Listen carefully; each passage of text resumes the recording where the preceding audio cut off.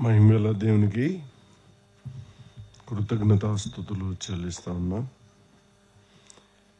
దేవుని దాసుల్ని ప్రభు ఇప్పటి వరకు నిలబెట్టుకొని అందించిన నోవా జీవితంలో నుండి ఈ మాటలను బట్టి ప్రభును స్తుతిస్తా ఉన్నా. పర్లేదు చిన్నగా వచ్చిందిలే. దైవ గ్రంథంలో నేను కూడా నోవా కుటుంబాన్ని గురించి జ్ఞాపకం చేయాలనుకుంటున్నాను. నాకేం నిలబడి మాట్లాడుతుంటే ఆశ్చర్యం అనిపించింది. నేను ప్రిపేర్ అయింది కూడా అదే. సరే, దేవుని వాక్యంలో మనం గమనిస్తూ ఉన్నప్పుడు ఒకసారి చూడండి. ఆదికాండం 6వ అధ్యాయం 8-9 వచనాలు. అయితే నోవహు యెహోవా దృష్టి యందు కృప పొందినవాడాయను. చాలు. నోవహు ఏం పొందాడు? కృప పొందినవాడాయను. కృప పొందినవాడాయను. నోవహు దేవుని కృపను పొందాడు. ఈ లోకంలో నువ్వు ఎన్ని సంపాదించినా కృపను సంపాదించుకోకపోతే, కృప లేకపోతే మొత్తం రేపు కాలిపోతాయి. ఎప్పుడు? రేపు తీర్పులో నువ్వు ప్రేమించినవన్నీ ఏమవుతాయి? కాలిపోయినాయి, కానీ నువ్వు కూడా కాలిపోతావు. పెద్ద సమస్య అది. రక్షించబడకపోతే, కృపను పొందకపోతే, కృపను పొందిన వారందరూ మరణ శాసనం కింద ఉన్నారు. కృపను పొందిన వారందరూ మరణ శాసనం పైన ఉన్నారు. ఎందుకంటే వారు నిత్య జీవాన్ని పొందినవారు కనుక. దేవుని వాక్యంలో మనం గమనిస్తూ ఉన్నప్పుడు నోవహు కుటుంబం దైవికమైన కృపను పొందిన కుటుంబం. చూడండి, 6వ అధ్యాయం 11వ వచనం. భూలోకము దేవుని సన్నిధిని చెడిపోయి ఉండెను. భూలోకము బలాత్కారంతో నిండి ఉండేను. భూలోకము చెడిపోయి ఉన్నప్పుడు తన కుటుంబాన్ని కట్టుకున్నవాడు నోవహు. అందరూ ఏం చేస్తుంటే అదే చేయలేదు. అందరూ ఎటు వెళ్తుంటే అటు వెళ్ళలేదు. దైవ కృపను పొంది కుటుంబాన్ని అద్భుతంగా దేవుని మహిమ కొరకు కట్టుకున్నాడు. చాలాసార్లు మనం కుటుంబాన్ని కట్టుకోవడం కంటే కూడా మనకి వేరే విషయాలు ఎక్కువ మనకి ఇంట్రెస్టింగ్గా ఉంటాయి. అది చాలా పెద్ద ప్రమాదం. దైవగ్రంథంలో దేవుని వాక్యాన్ని మనం జ్ఞాపకం చేసుకుంటూ ఉన్నప్పుడు 6:11 ఒకటి కుటుంబాన్ని కట్టుకున్నాడు. సమాజం అంతా పాడైపోయి ఉన్నప్పుడు కుటుంబాన్ని కట్టుకున్న నోవహును చూస్తాం. చూడండి, 6:12 కూడా చూడండి. దేవుడు భూలోకమును చూచినప్పుడు అది చెడిపోయి ఉండెను. సమస్త శరీరులు అందరూ తమ మార్గాలను చెరిపివేసుకున్నప్పుడు దేవుని మార్గములో నడిచిన అద్భుతమైన కుటుంబం నోవా కుటుంబం. ఆమె నిద్ర లేపండి. ఆమెనే ఇంటి దగ్గర మంచం ఉంటుంది, హ్యాపీగా పడుకోవచ్చు కదా. ఎక్కడికి వచ్చి నిద్రపోవడం ఎందుకు? అదిలిచ్చేవాళ్ళు కూడా ఉండరు అక్కడ. కొంచెం ఈ మాటలు శ్రద్ధగా వినాలని ప్రభుపక్షంగా ప్రేమతో మనం చేస్తా ఉన్నా. అందరూ దారులు చెరిపివేసుకున్నప్పుడు నోవా కుటుంబం దేవుని దారిలో నడిచిన కుటుంబం, దేవుని మార్గములో నడిచిన కుటుంబం. నిజానికి చాలా సంతోషాన్ని, ఆనందాన్ని కలిగించే విషయం. దేవుని మార్గంలో నడిచిన ఒకే ఒక్క కుటుంబం నోవహు కుటుంబం. 6:18 కూడా చూడండి. అయితే నీతో నా నిబంధన స్థిరపరచుదును,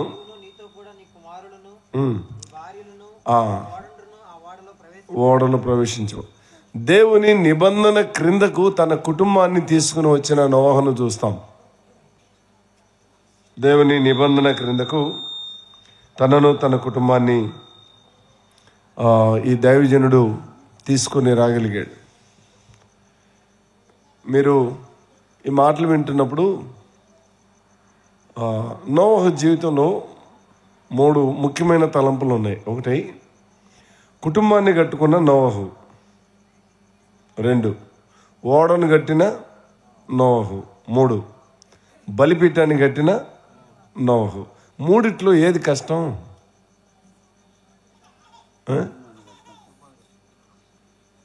మిమ్మల్ని ఎవరు అడిగారా? మీరు చెప్పండి, ఏం కట్టడం కష్టం? ఓడను కట్టడమే కష్టం కదా, అవునా? ఎంతగా ఓడను కట్టింది ఎవరు? సరిగ్గా చెప్పండి. ఓడను కట్టింది ఎవరు? కుటుంబం, అవునా? కుటుంబాన్ని మనం కట్టుకుంటే కుటుంబం చేయాల్సిన పని కుటుంబం అద్భుతంగా చేసిద్ది. దేవుని పిల్లలమైన మనం ఈ రోజుల్లో ఎక్కువ నిర్లక్ష్యం చేస్తూ ఉంది దేన్ని అంటే కుటుంబాన్ని.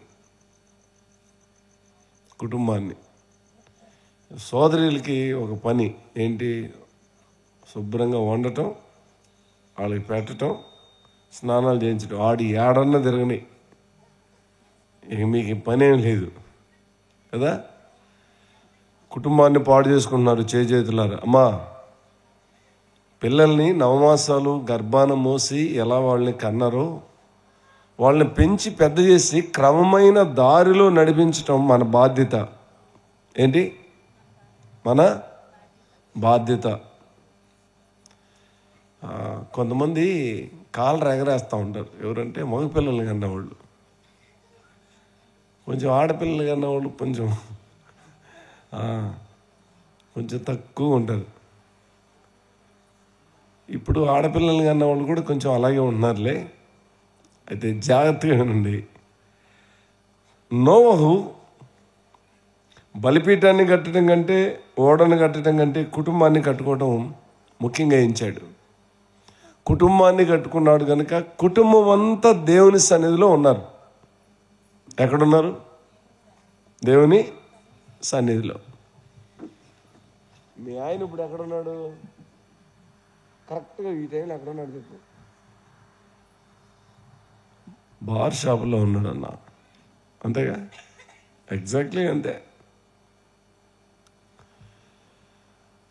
దేవుని పిల్లలంగా నువ్వు ప్రభువు నమ్ముకున్నదే వాస్తవం అయితే నువ్వు ఖచ్చితంగా నీ భర్త రక్షించబడే వరకు ఒగ్గబట్టుకుని వారి కొరకు ప్రార్థన చేయాలి. ఏం చేయాలి? ప్రార్థన చేయాలి. ప్రార్థన పరిస్థితులను ఖచ్చితంగా మార్చివేస్తుంది. భర్తలు రక్షించబడతారు.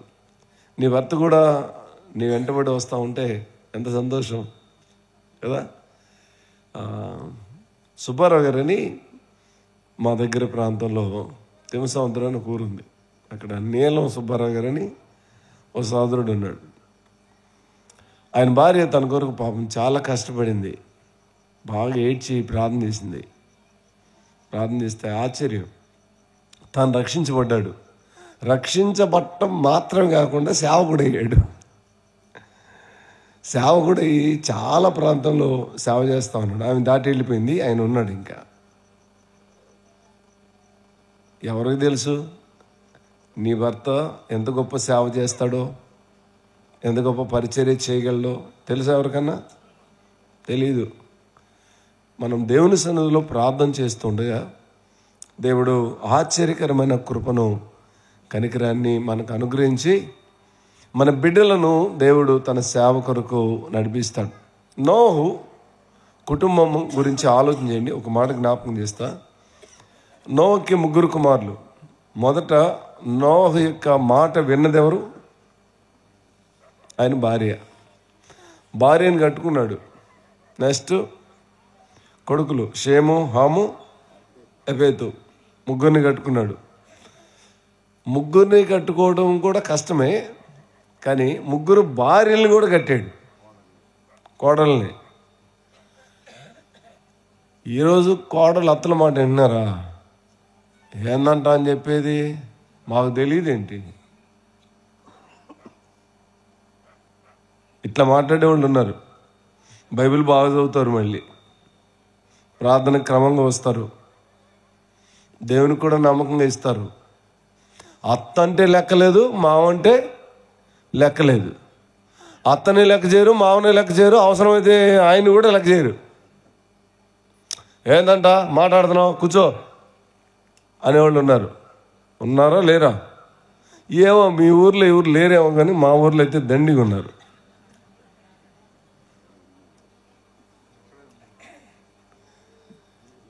దేవుని పిల్లలమైన మనం ఈ లెక్కలేని తనం వల్లనే వారు ప్రభు దగ్గరికి రావటం లేదు. ఓ సహోదరి చాలా బాగా ప్రార్థన చేసేది. ఏమని ప్రార్థన చేసేదంటే, ప్రభువా నేను నరమాంస భక్షకుల మధ్య సేవ చేయాలి ప్రభువా అని ప్రార్థన చేస్తూ ఉండేది. అంటే మనుషులను చంపుకొని తినే వాళ్ళ మధ్య సేవ చేయాలని. సరే, ఆమెకి ఒక మిలిటరీ ఆఫీసర్తో పెళ్ళి అయింది. మొదటి సంవత్సరం బాగా చూసుకున్నాడు. ఇక రెండో సంవత్సరం నుంచి నరకం చూపించడం ప్రారంభించాడు. చాలా ఈ ఊర్లో నాకు పెద్ద ఆశ్చర్యం ఏంటంటే, కూడికి అయిపోయేదాకా వస్తూనే ఉంటారు. అది విచిత్రం. మా ఊర్లో అయితే ఇట్లా ఉండదు. ఇది ఇప్పుడు కూడా చూస్తున్నారు, కూడికి అయిపోయేదాకా వస్తూనే ఉంటారు. దయచేసి అట్లా రాకండి. పాటలు పాడే లోపు వచ్చేయండి. పాటలు పాడే లోపు కూడా కాదు, కూడికి ప్రారంభించిన తర్వాత టైం చెప్తే టైంకి వచ్చేయండి. సరే, ఈమెకి నరకం చూపిస్తూ ఉన్నాడు. ఆ బాధ శ్రమ తట్టుకోలేక ఊరేసుకొని చచ్చిపోదామని ఇంట్లోకి వెళ్ళి ఉరితాడు పెట్టుకుంటా ఉంది. ఉరితాడు పెట్టుకుంటా ఉంటే ప్రభు మాట్లాడాడు, మై డియర్ చైల్డ్, నా కుమారి, నరమాంస భక్షకుల మధ్య సేవ చేస్తానన్నావుగా, అన్నావా లేదా? అన్నావు. అట్టంటుండి ఇచ్చా. కాదు కొంచెం నాజుగ్గుంటాడు, వీడు కూడా అట్టంటోడే. ఇదేంటి సేవ చేయకుండా ఉరి పెట్టుకొని చచ్చిపోతున్నావు ప్రభువా? అంతే, నోరు తెరిచింది. నీ భర్త అలాంటోడే. నువ్వు అడిగిన ప్రార్థనకి నేను జవాబిచ్చా. నువ్వు అడిగిన ప్రార్థన నేను జవాబిచ్చా. జవాబును ఇప్పుడు నేను చేయాలి, నెరవేర్చాలి. తాడు తీసి మర్యాదగా నెరవేర్చన్నాడు. అంతే, బుద్ధి తెచ్చుకుంది. ప్రభువా తప్పు అయిపోయిందని చాలా దీనంగా తాను ఎంత శ్రమ పెడతా ఉన్నా అద్భుతంగా జీవించడం ప్రారంభించింది. 1 yearలో మారాడు. ఒకే ఒక సంవత్సరం పట్టింది ఆయన మారటానికి. 1 yearలో మారిపోయాడు. మారకుండా ఉండలేకపోయాడు. ఏడుస్తూ వచ్చాడు ప్రభు దగ్గరికి. చాలాసార్లు మన కుటుంబాల్లో దైవ కార్యాలు జరగకపోవటానికి ఒకటి అడ్డం. చాలా అడ్డాలు ఉన్నాయి, కానీ వరుసనే ఒకటి అడ్డం. అదేంటో చెప్పండి? ఒకటి అడ్డం. ఏం అడ్డం? మీరు మాట్లాడితే బాగుంటుంది. ఏం అడ్డం చెప్పండి?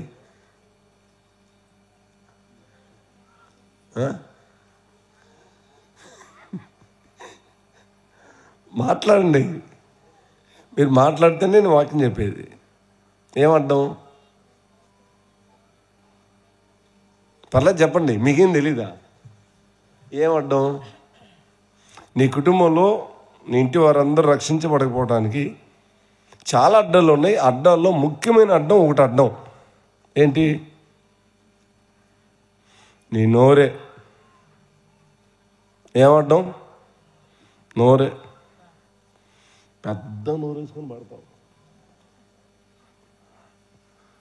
ఆరాధనలో మళ్ళీ స్తుతులు చెల్లిస్తావు, చక్కగా దేవదూతలాగా ఉంటావు. అక్కడ ఇంటికి రాగానే పెద్ద దెయ్యంలా ఉంటావు.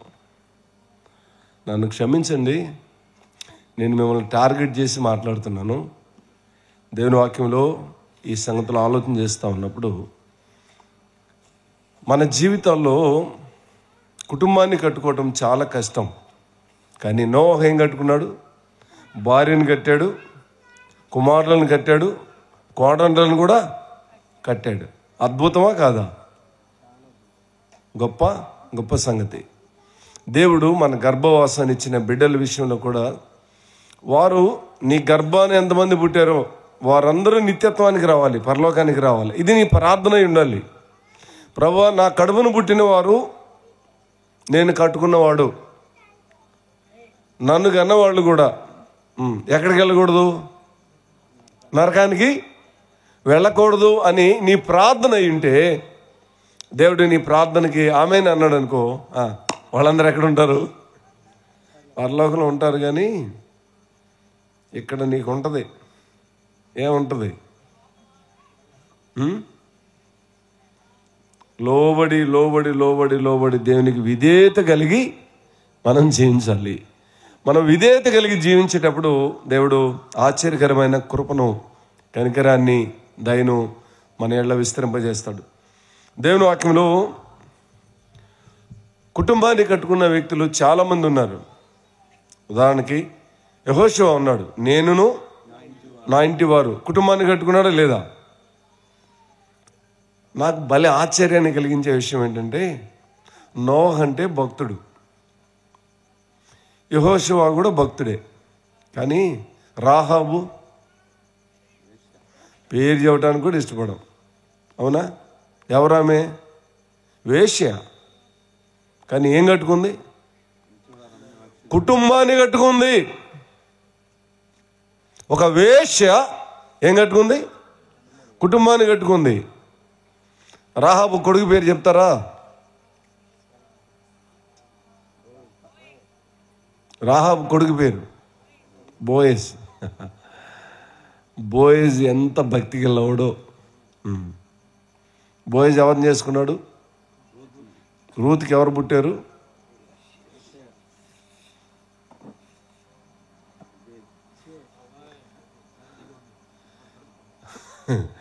ఒబేదెదోముకి ఎవరు పుట్టారు? యెషయికి ఎవరు పుట్టారు? దావీదు. అంటే దావీదేనా పుట్టింది? ఇంకా కొడుకులు లేరు. అంటే ఎన్నిక గెల్లవాళ్ళని చెప్తాంలే కదా, పేరు ఎన్నిక గెల్లవాళ్ళని చెప్తాం. దావీదు ఇజ్రాయేలీల రెండవ రాజు. కానీ దేవుని వాక్యంలో, దేవుని దృష్టిలో అతడే మొదటి రాజు. నా అభిప్రాయం అది. రాజవంశాన్ని కన్నది ఎవరు? ఎవరు? రాహాబు. రాహాబు క్యారెక్టర్ ఏం మంచిది కాదు ప్రారంభంలో కదా, కానీ ఆ ఉపద్రవం నుండి రక్షించబడిన తర్వాత నమ్మకంగా జీవించింది. దేవుని పిల్లలమైన మనం, మన పిల్లల విషయంలో మనం చాలా జాగ్రత్తగా ఉండాలి. నోవహుకి ముగ్గురు కొడుకుల్ని ప్రభు కొరకు సంపాదించుకోగలిగాడు. యెహోషువకి ఎందరు పిల్లలో తెలియదు, వారందరి పిల్లలు రక్షించబడ్డారు. రాహాబు సంతతి అంతా రక్షించబడింది. ఈ రాత్రి ఒక్క వ్యక్తిని గురించి జ్ఞాపకం చేసి నేను ముగిస్తాను. ఒక్క వ్యక్తి. కొంచెం నా మాటలు వింటాం కొద్దిగా కష్టంగా ఉంటాయి. ఇక ఎక్కడి నుంచి దేవుని వాక్యంలో మనం జ్ఞాపకం చేసుకుంటా ఉన్నప్పుడు, వీరు యాజక సంతతికి చెందినవారు. సమూయేలు మొదటి గ్రంథం 2వ అధ్యాయం 23వ వచనం. 23 చూడండి. మొదటి అధ్యాయం 23వ వచనం. త్వరగా.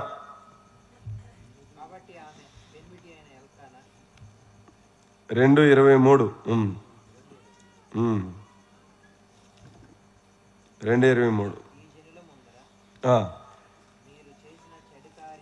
మీరు చేసిన చెడు కార్యములు, మీరు చెడ్డ కార్యములు చేస్తా ఉన్నారు. ఎడ్జోండి తన కుమారులతో మాట్లాడుతూ ఉన్నాడు ఏలి. ఏమని? ఈ జనుల ముందర మీరేం చేస్తున్నారు? చెడ్డ కార్యాలు చేస్తూ ఉన్నారు. ఎప్పుడైనా నీ కొడుకు కానీ నీ కుమార్తెలు కానీ వారి ప్రవర్తనలో తప్పిపోయారని తెలిసిన తర్వాత నిలబెట్టి వారిని అడిగిన అనుభవం ఉందా నీకు? అడిగిన అనుభవం ఉందా? అడగం. ఎందుకని? కొంతమందికి భయం. ఎందుకని? తంతారు. కొడుకులు దంటం ఏంటి? కొడుకు నిన్ను దంటం ఏంటి?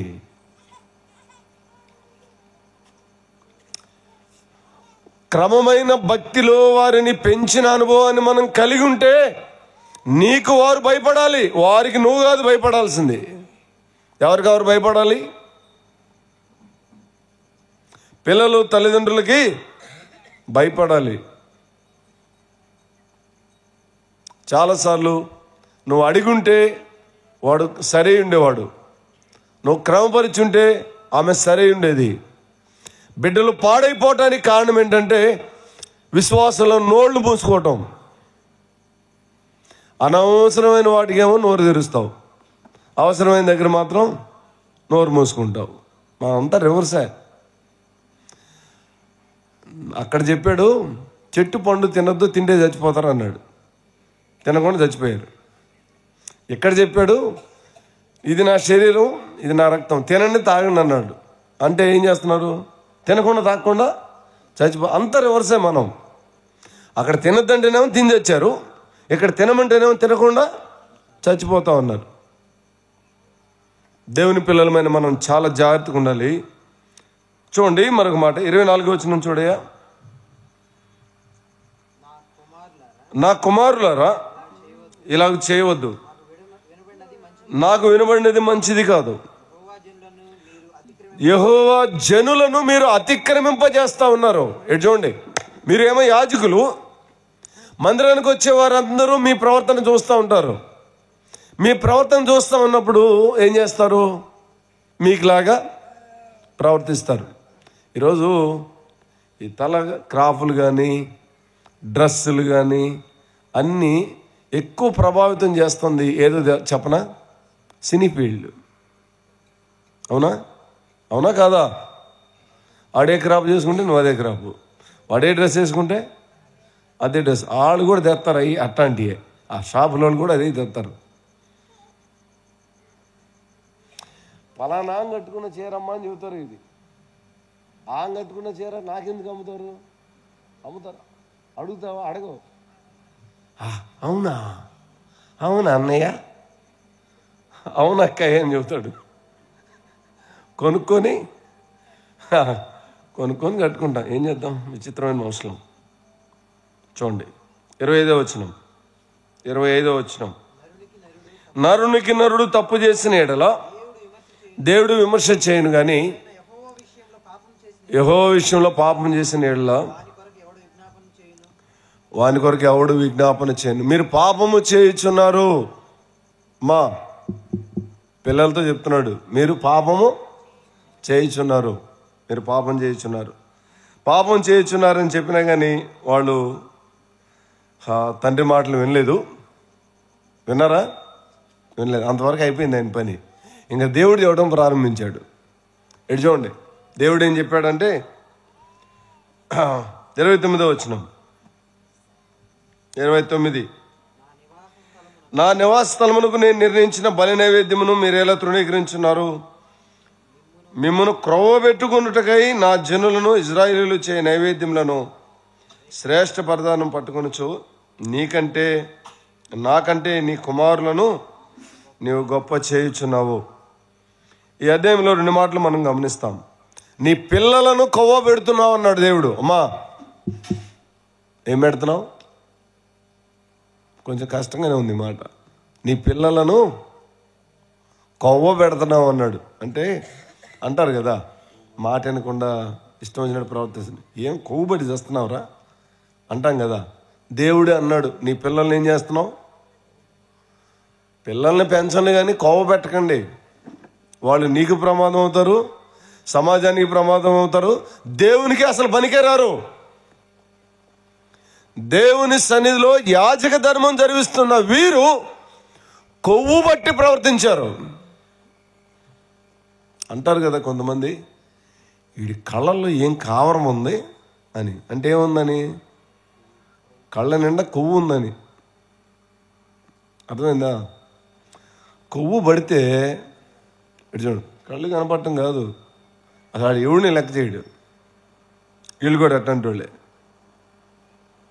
ధర్మశాస్త్ర సంబంధమైన నిబంధనను అతిక్రమించి ప్రవర్తించేటట్లుగా వారు పనిచేశారు.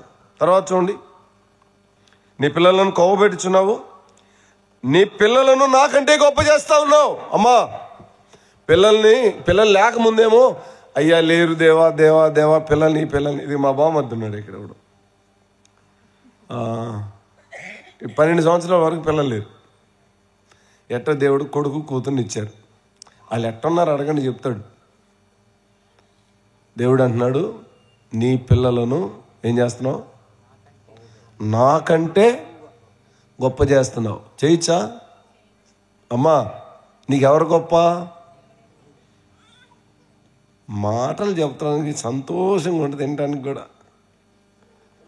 దేవుడే గొప్ప. నిజమేనా? ఇంటి దగ్గర ఇది నిజమేనా? మనకు దేవుడిచ్చిన బిడ్డల్ని దేవుని కంటే గొప్ప చేయకూడదు మనం. కానీ ఈరోజు దేవుని కంటే మన పిల్లల్ని గొప్ప.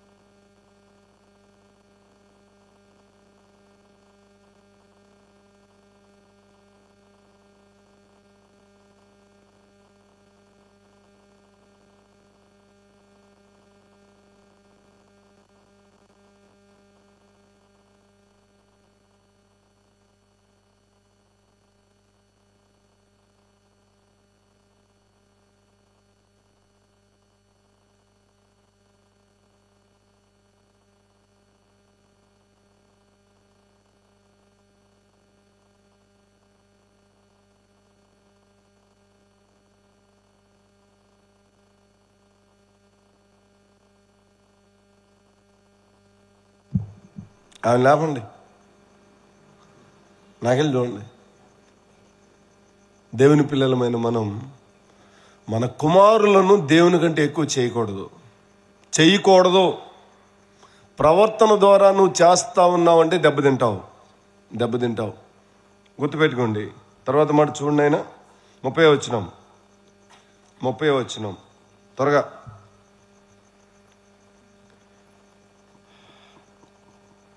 నన్ను గనపరచు వారిని నేను గనపరచుదును అన్నాడు ప్రభు. ఎటు చూడండి.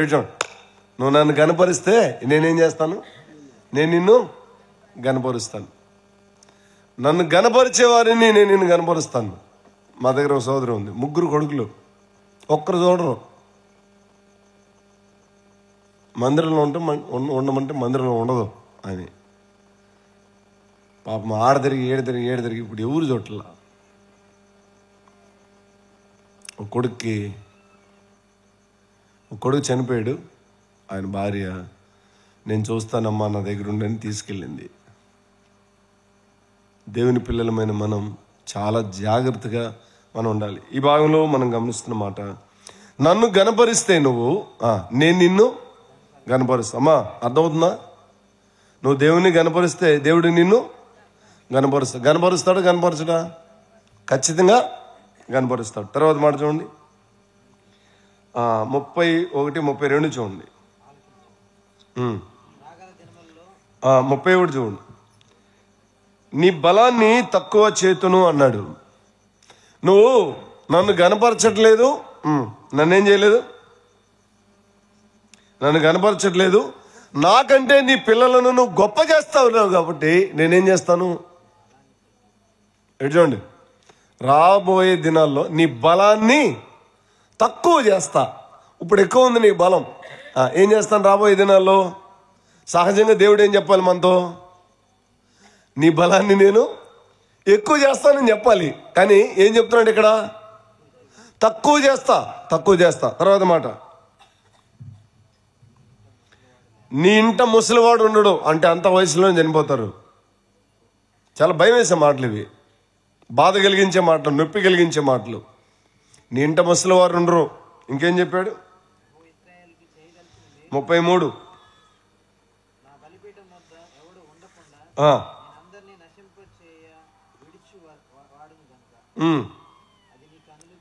అది నీ కన్నులు క్షీణించుటకు కారణమగును. నేను నిన్ను క్షీణింపజేస్తాను, నిన్ను దుఃఖింపజేస్తాను. దుఃఖము చేత నువ్వు క్షయుడు అయిపోతావు. ప్రభువుని ప్రేమించకుండా లోకాన్ని ప్రేమించే వారి గతి ఇది. దేవుడు నీకు ప్రేమించి బిడ్డల్ని ఇచ్చాడా? వారిని దేవుని కొరకు పెంచవు, దేవుని మహిమ కొరకు వారిని ఉపయోగించవు. దేవుడు కనికరిస్తాడు. చూడండి 34 వచనం. ఒప్ని ఫినెహాసులు ఒకనాడే చనిపోతారు. నీవు నీ పిల్లలను కంట్రోల్ చేయలేదు, క్రమపరచలేదు కనుక మరణము నుండి వారిని కాపాడటం నీ వల్ల కాదు, నీ కుమారుల వల్ల కూడా కాదు. వాస్తవానికి యుద్ధానికి వీళ్ళు వెళ్ళరు, కానీ వాళ్ళు వచ్చి అన్నారు, మందసాన్ని తీసుకుని వెళ్తే మేము గెలుస్తామని మందసాన్ని తీసుకుని వెళ్ళారు. వీళ్ళు మందసంతో వెళ్ళారు. ఫిలిష్తీయులు వచ్చి మందసం దగ్గర ఉన్న యాజకులను కూడా చంపేశారు. వాస్తవానికి యాజకుల జోలికి రారు వాళ్ళు, జాగ్రత్తగా వినండి, యాజకుల జోలికి రారు. ఎక్కడైనా యుద్ధం జరుగుతున్న టైంలో పొరపాటున బాంబేలు చచ్చిపోతే తప్ప ఈ విలేకరులను కానీ డాక్టర్లను కానీ వాళ్ళకి కొన్ని ట్యాగులు ఉంటాయి. ఆ ట్యాగులను బట్టి వాళ్ళని చంపరు, ఎవరిని చంపరు. ఎంత శత్రు దేశమైనా చంపరు, విడిచిపెట్టేస్తారు. వాస్తవంగా వీళ్ళకి యాజక వస్త్రాలు ఉన్నాయి, తెల్లని వస్త్రాలు ధరించి సేవ చేస్తారు. అయినా వచ్చి చంపేశారు. దేవుడు అనుమతిస్తే ఎవరు మిగలరు, గుర్తుపెట్టుకోండి. తర్వాత 36వ వచనం చూడండి. ఒక వెండి రోకైనా ఇడ్చోండి.